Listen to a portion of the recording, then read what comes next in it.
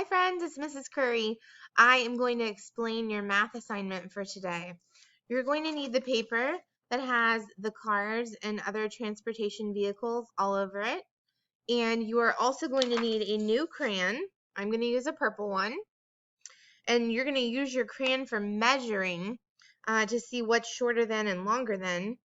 You're going to need a red crayon. And you're also going to need a blue crayon.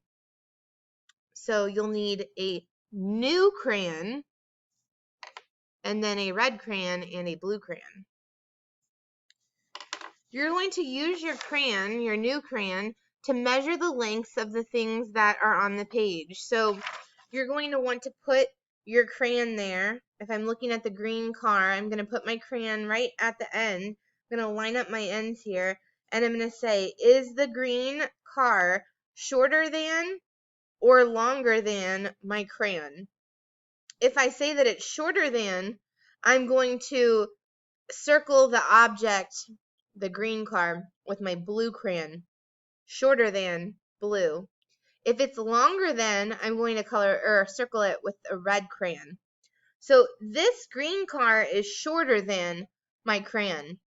So I'm going to take my blue crayon and I'm going to circle the green car with my blue crayon. If I find something that is longer than my purple crayon, I'm going to circle it with my red crayon. Longer than, red. Shorter than, blue. Longer than, red. Shorter than, blue. At the end, after you've measured all of these transportation vehicles, at the end it says, on the back of your paper, draw something shorter than the crayon and longer than the crayon. And then it says, draw something that is the same length as the crayon. So you can choose something at your house that you can find to measure that is shorter than the crayon, longer than the crayon, and something that is the same length as the crayon.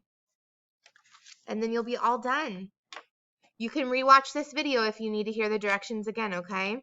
Have a fabulous time measuring and coloring.